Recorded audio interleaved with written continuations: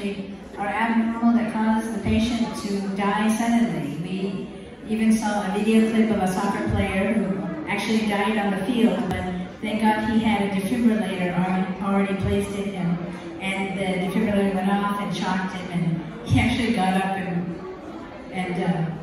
and was resuscitated. So we're going to talk about a special monitor and leadership team in the United States. We'll talk about that in a minute.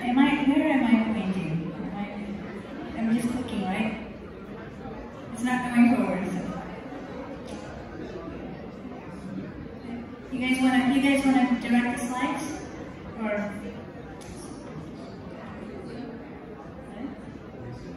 No. Okay, that's good. It's working now. Thank you. All right.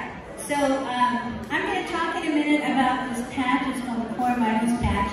And interestingly, I was talking in the physician section about how can we monitor a patient after heart attack. There's a lot of data in the literature about what we can do post-heart attack. So some of you may have had someone in your life who had a heart attack, and that means that the blood flow to the heart stopped, right? And they may have had to go to the cardiac cath lab and get a stent put in, and all that scary stuff. But after the heart is fixed, with regard to the blood flow, people can have rhythm abnormalities. So this patch is something very new, novel, never seen before, and actually coming to the UAE as a world launch for this particular type of monitoring system. So I'm very excited that the UAE will be getting this type of monitor. All right, there you go. So why do we need to know about the heart rhythm? Look at the statistics worldwide. Cardiovascular disease is the #1 killer of men and women worldwide. It's not infection, it's cardiovascular disease. So we all need to pay attention. And cardiovascular disease affects many, many populations. And women account for 50% of all deaths. So the women in the room, pay attention, because heart disease affects you also, as well as the men. One death every 24 seconds.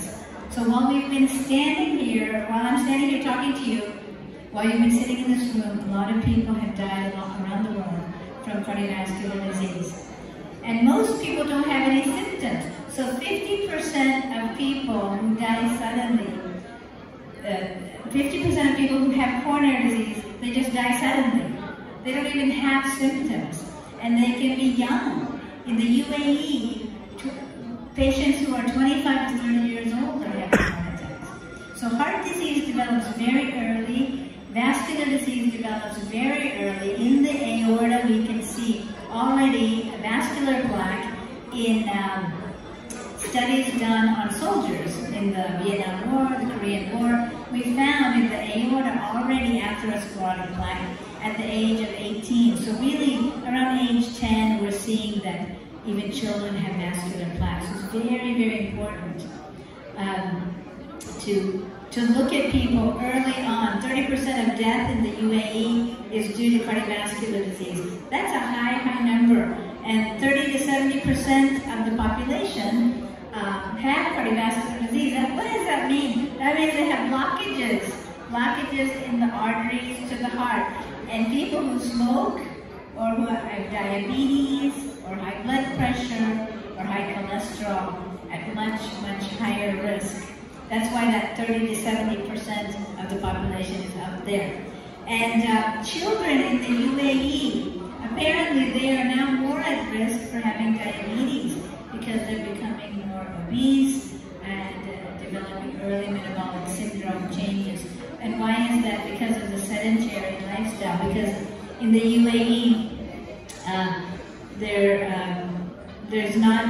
not doing as much activity as in other parts of the world. And then people are smoking here, right? So 20% of the population are smoking.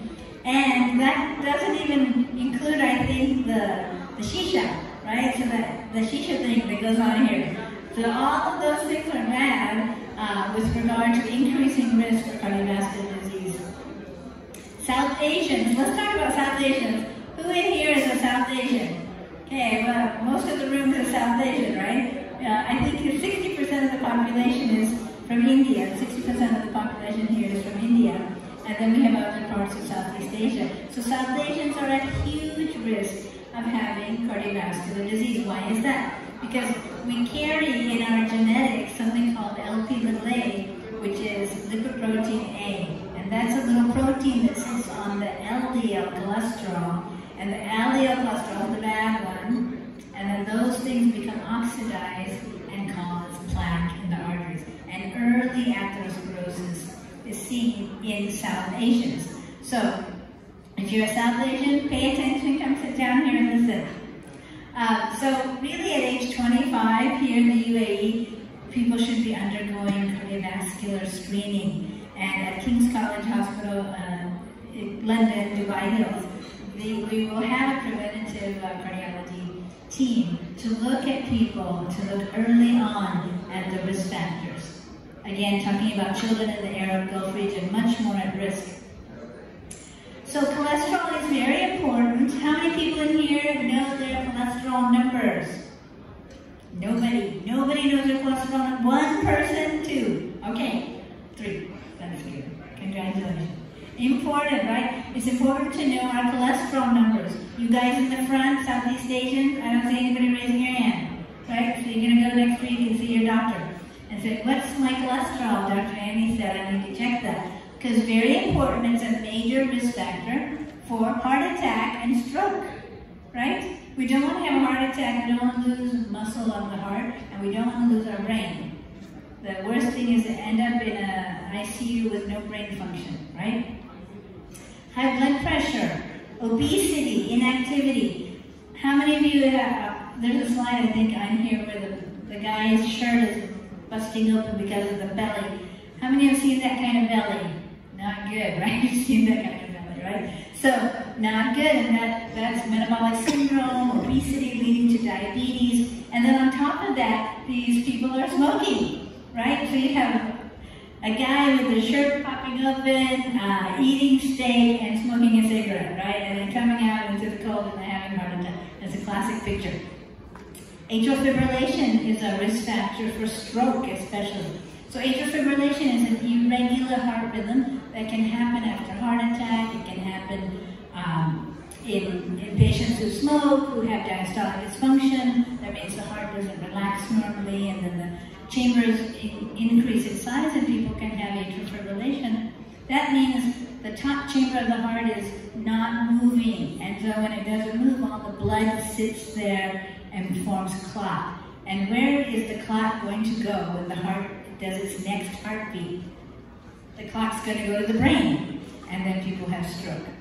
VTach and VFib, these are arrhythmias that are life-threatening: ventricular tachycardia, ventricular fibrillation, all associated with blockages of the arteries to the heart. So how do we check for rhythms? This is called the Core Vital CD strip.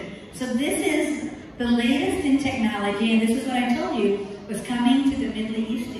It's coming to the Emirates, actually, the UAE, as a world launch. Nowhere else in the world will this be before it's here. And it's currently being evaluated in the Ministry of Health, and hopefully it'll be passed very quickly so that we can use it for the patients here. Why is this thing so great? I was in the doctor's session and I said, is it important here in the Middle East to put some kind of monitoring on the patients after heart attack? Because after heart attack, the risk is highest for having sudden death. And there's no way to monitor the patient. So after heart attack, patient go home. And then at home, you're watching the patient thinking, are they going to fall over dead? So how will we know? We can put a monitor on that's very lightweight. It's like a Band-Aid, basically. You put it on the chest, and you can take a bath with it. You can get it wet. It doesn't have any wires. Isn't that great? How many of you work in a hospital? Are you seeing those telemetry monitors, right? Anybody work in the hospital? Yeah? So those have wires, right? Those leads. This is no wires, but it has two capabilities for two monitoring leads. That means looking at two areas of the heart, so there's no more artifact, or we don't have to worry about any artifact. We know if there's a rhythm problem, it's a real thing. We can tell it and we can see it. So it's a small size, you can get it wet, you can go swimming, you can take a bath. You wear it for 6 days and you take it off and throw it away. But while you're wearing it, there's somebody in New York City that's watching that monitor 24/7, 365, and talking to your doctor about what is happening to you. So it's like a lifeline, and it's beautiful. So it'll be coming here very shortly in the UAE. Pray that the Ministry of Health will find the benefits of this great technology to bring to the UAE. Patient care is the main focus, right? And concierge care is important. That means they're taking care of you, the patient, and the doctor, making sure that everybody knows what's going on real time, 24/7, 365. So if I put this monitor on Dr. Hussein here, that means I can know exactly the rhythm of that heart, every single beat for 6 days. That's beautiful. So no rhythms will be undetected. Let's see. I'm going to take it from, yes, so this one. Why do we need mobile cardiac telemetry? Again, I told you, I asked this question in the doctor session. I said, how are we going to check the heart patient after having a heart attack? And they said, that's a really good question. So apparently there's one other monitor here in the Middle East, but apparently that one has a lot of wires and it's very difficult and you can't take a bath with it. My patient said, Doc, if I can't take a bath with my monitor, I'm not going to wear this thing, right? So this is the highest technology and very ease of use with this Core Vitals monitor. This is just talking to the doctors about, is it covered here in the Middle East? And it is. So it's waterproof, continuous use without interruption. You don't have to take the thing off, and nobody can see it. We actually did a presentation of this in Abu Dhabi to one of the princes over there. He was quite interested in this monitor. And we put monitor on Dr. Hussein, couldn't even see it, it was under his shirt. And so easy to use. And so patients, you all out in the audience, you know, when the doctor tells you to do something, you say, okay, doctor, I'll do it. But when you get home, you're like, how am I going to do this? Right? I'm not doing this, and take it off. Right? So patient compliance is the most important thing in anything. Yesterday when I was talking to Dr. Ahmed, he was giving a presentation about telling patients not to smoke or telling patients to take this medicine, and I asked him, he's a medical student, and I asked him, what is the most important thing to get your patient to do what you need them to do? Is that communication, understanding, letting the patient know what's important for them and why, and listening to them. So patient-doctor relationship is the most important thing. And you all know that because when you see your doctor, you want someone who cares about you, who can talk to you and hear you, right? So patient compliance. And patient compliance is very good with this monitor.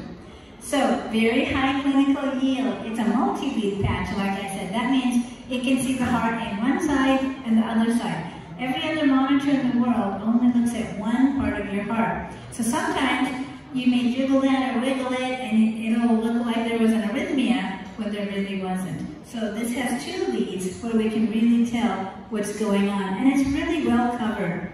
Simple to use, and to activate that patch, you just push the on button and you're ready to go. So just put the patch on like a Band-Aid, turn it on. Let's see here, what did I do? Did I do something? Okay, good. Let's see. So, I'm having some trouble here. Oh, there. Okay, so who needs to use this patch? This is a very important question. I was telling my colleagues the other day, I said, if we can look at the heart doing an ultrasound, and if we can do a stress test, we're only looking at the house. The house is a structure, right? This is what I tell my patients. So the house is a building. So we look at the building, that's showing the ultrasound, that shows us what's the structure of the heart. Then we can look at, what does the house need? It needs plumbing, right? So we look at the the plumbing, that's your coronary artery flow. That's how we do a stress test to see if the plumbing is good, if you're getting enough blood flow to your heart. But most people miss the entire idea of looking at the heart rhythm. How many of you have gone to see your doctor, and what's the first thing that they do for you? The EKG, right? ECG. So, and if a patient has an ECG, they feel so great. The doctor looked at my ECG, and it was normal. And they come to me and I say, really? That was 3 seconds of your heart? That was it? And you're normal for 3 seconds. That's great. That doesn't mean anything. If we're going to look at the patient, we must look at the electricity of the house, right? So we have the structure, the plumbing, and the electricity. So how do we look at the electricity, and how long should we look at it? The data shows that at least 6 to 10 days we should monitor the electricity of the heart. Otherwise, how will we know when you go home what's happening to your electricity? If you come to me and say, I have chest pain, or I get short of breath, or I've been having palpitations, or I get dizzy, how will I know what's happening to you if I don't look at your electricity? So this is why we use the monitor in all of these areas, in cardiology, the neurology patient, the person who's dizzy, falling, the sleep apnea patient. How many of you know somebody who has sleep apnea? It's a big problem here, around the world actually. So sleep apnea patients can have arrhythmias and not even know. And actually their heart can stop in the middle of the night when they stop breathing, and patients can die. So the sleep apnea patient definitely needs to wear this monitor. The OBGYN patients, patients who are pregnant having palpitations. Sometimes these palpitations are not inconsequential, they're important. And so it's easy for the OBGYN to wear this monitor. It doesn't hurt the baby, and it helps to look at arrhythmias. Sleep apnea, OBGYN, internal medicine, family medicine, sports medicine. In the US, about 2,000 athletes die every year from sudden death. And these are in the schools and the colleges, 2,000. And so when I was chair of the American Heart Association Go Red for Women, that was my main focus, was to talk about sudden cardiac death related to arrhythmias. So even children can die from arrhythmias. So sports medicine, I think all athletes should wear a monitor to look at their rhythm prior to partaking in heavy sports. And I think I've said a lot of things in this conference about coronary disease and heart failure and arrhythmias, and I think the take-home is that there are many devices, there are many ways of treatment, evaluation, but it's important for the public to know, because when you go to your doctor may or may not know of these great new techniques, technologies, and therapies. So it's important to educate yourself, and then to challenge the doctor and say, listen, I learned about something ABC, and what do you know about it, and can you help me with it? So I thank you for your attention, and I'll open it up for questions.